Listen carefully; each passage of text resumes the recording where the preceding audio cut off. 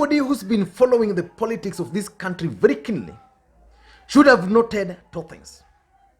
Number one, the Deputy President William Samoei Ruto, who is the principal assistant to President Uhuru Kenyatta, has been trying so hard to dissociate himself from Jubilee government.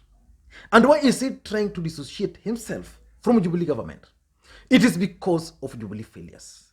Jubilee government has not performed or delivered as per the expectations of Kenyans. And the only time you can see the Deputy President William Ruto supporting Jubilee government is when he's trying to take credit for success. But generally, he's always trying so hard, and his allies and supporters are doing this. They are trying so hard to dissociate him with the Jubilee government. And number two, you should also have realized in this country that Raila Odinga is today being accused for almost all Jubilee failures. And why is Raila Odinga being accused of Jubilee failures? Two things. Number one, because of the handshake. When he joined handshake with President Uhuru Kenyatta, he edged out the Deputy President William Samoei Ruto. So which means Kenyans are nowadays blaming President Uhuru Kenyatta and his handshake partner, Raila Odinga. And William Ruto is getting off the hook, and that's why he's trying to dissociate himself. So that's number one. Number two, Raila Odinga is keen on becoming the next president of the Republic of Kenya. And Raila Odinga understands so well that he has tried all possible means to become the president of the Republic of Kenya. And he learned that it's not possible to become the president of the Republic of Kenya through the ballot. And his only hope today is President Uhuru Kenyatta. So Raila Odinga is doing almost everything possible to please President Uhuru Kenyatta, to show that he's indeed supporting President Uhuru Kenyatta. So Raila Odinga is today taking all the blames on Jubilee government. And of course, you will ask yourself, why are even Kenyans blaming Raila Odinga? In my view, Kenyans are right to blame Raila Odinga for Jubilee failures. Because let's take the case of the doctors' plight in this country today. Raila Odinga spoke about the plight of doctors in this country. And this statement, which in my view was just okay, I've not really seen where the mistake was. Because according to Raila Odinga, the message which I'm trying to believe he wanted to pass was that the doctors, the medical staffs in this country, should not go to strike because they had called for a strike. Of course, they've called off the strike.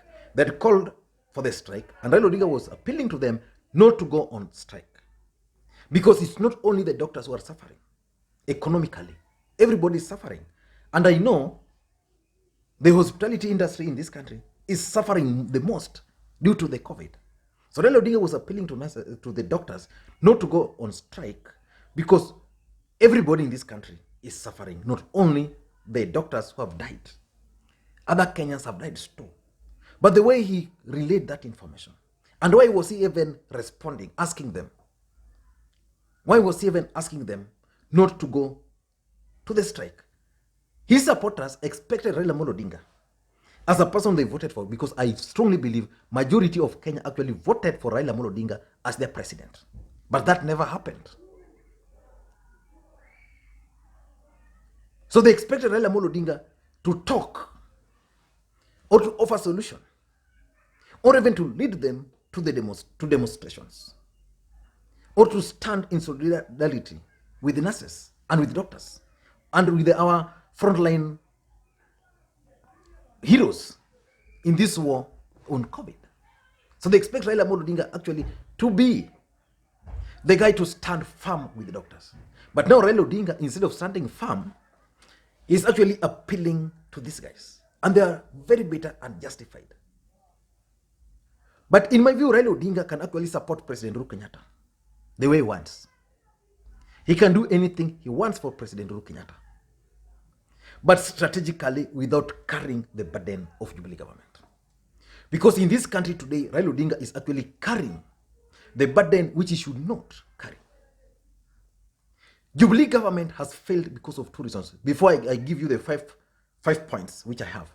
Jubilee government has actually failed primarily because of 3 or 4 reasons. Number one, they overborrowed. Eurobond came into this country. Today, nobody can actually explain where that Eurobond went to. Again, we've borrowed and now we are repaying the debts. We even borrowed for SGR, which was a good project. But today, where's SGR?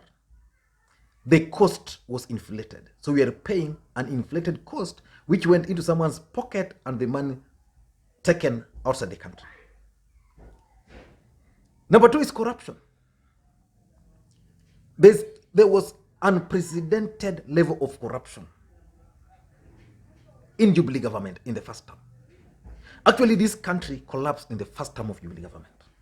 And I even doubt if any government will recover in the next 10 years. It will take like 20 years. So that was that, the corruption. And then lastly, was this mega projects which were designed to loot the country. How many dams do we have in this country?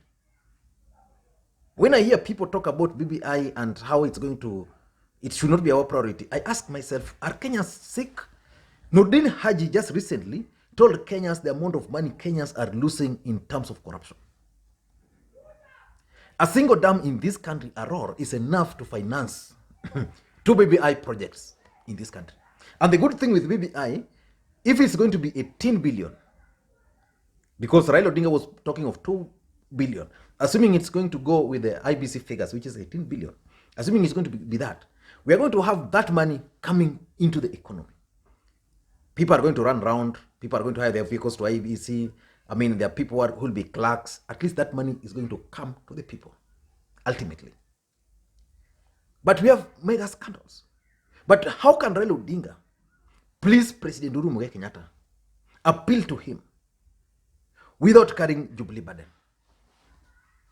5 ways. Number 1, silence is golden.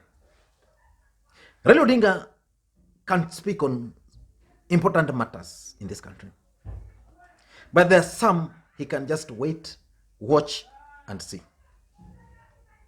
This doctor strike, not really doctor strike, the current situation our doctors are finding themselves in, where they don't have the PPEs, the basic things, where their allowances are not paid. They've not received salaries for months. Raila Odinga can remain silent on that. It's not a must that everything in this country, Raila Odinga must speak to it. If I were to be his advisor, I would advise him to remain silent on certain issues. The issue of the nurses, he should let it be dealt with by the nurses, doctors' union, the government, and the county government. Raila Odinga is not in any government. So silence is always golden. Number 2, the second way he can also do this without carrying the burden is to focus on the Building Bridges Initiative process. The BBI process can actually help us find solution to some of these problems. I was listening to the Doctors Union Secretary General, Dr. Chibanzi, and he was really appreciating the fact that teachers in this country, whenever they are being employed, they are employed through a central unit, the TSC. So he was proposing that if something like that can be crafted for doctors, so that we have medical staffs, we have like the medical staffs being employed centrally, managed centrally, then even deployment like huyu anakuwa posted huku, huyu anakuwa posted huko are done centrally, then he was saying that can sort out some of these problems. So Raila Odinga can identify, like right now Kenyans are talking about the medical staffs in this country. He can identify that clause in the Building Bridges Initiative process and explain, using people like Nyikal, and explain to Kenyans how the Building Bridges Initiative process can actually fill in those gaps. That can be done because the Building Bridges Initiative process is actually proposing to have a medical, how are they calling, health commission.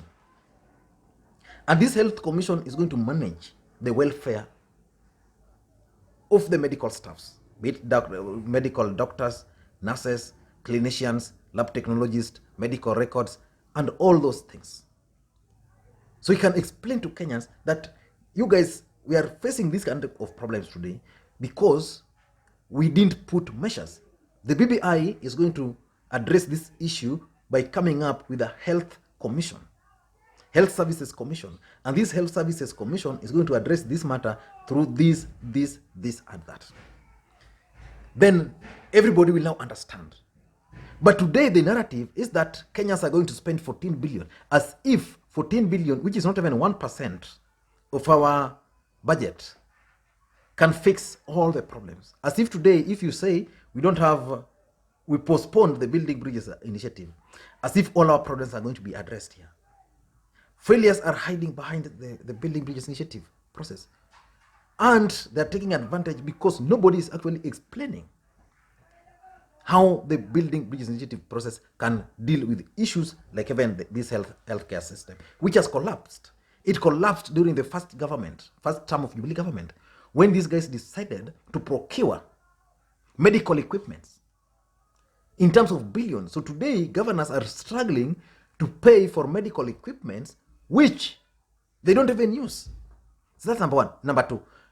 Number three, Raila Odinga can decide to focus on supporting the government, but only on positive initiative, good government initiatives. Like if President Uhuru Kenyatta is going to the port of Mombasa, or like he was launching the port of Kisumu, Raila Odinga can join him and explain to Kenya, talk about that. If there's a project somewhere which the government is struggling to do and people are fighting that project, he can go and explain to people those positive initiatives. If there's a road which is supposed to pass somewhere and there's resistance that we should not move, then he can get into those. But not unpopular initiatives.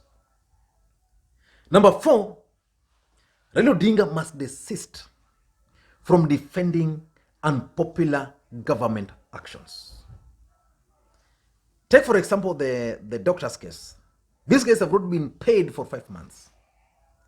How can Raila Odinga even purport to appeal to doctors? He should have talked to his brother or even some of those governors to pay to pay the medical staffs. Nothing stops him. Just calling up for a press conference and telling governors that, we are facing the pandemic. These our frontline medical staffs need this. They need the PPEs. Please avail them and also pay them. But he should not defend unpopular actions by the government.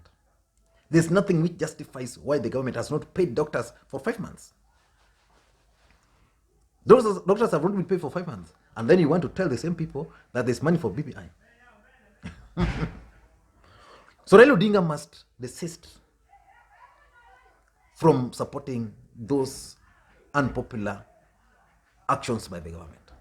Let Uhuru Kenyatta do that. Let William Ruto do that. Those are the people who had the mandate. In 2007, Raila Odinga in the rerun only got 73,000 votes. Uhuru Kenyatta got 7.3. 7.3.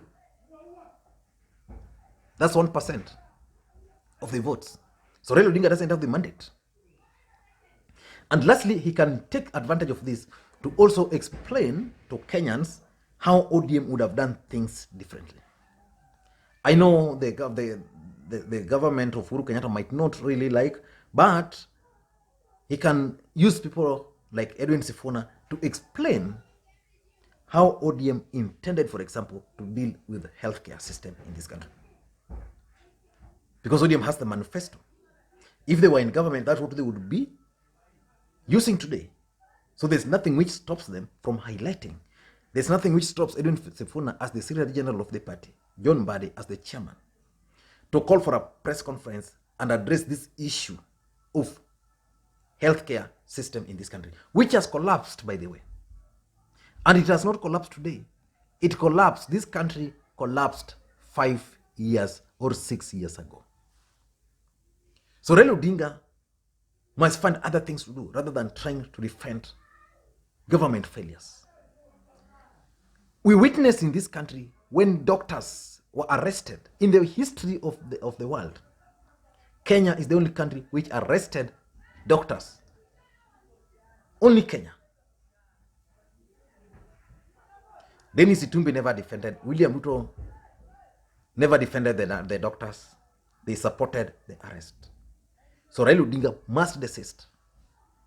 He can please President Uhuru Kenyatta, but avoid carrying Jubilee burden. Let Jubilee government carry their own burden. Thank you guys, and please, I don't know what you think on that. Bye-bye.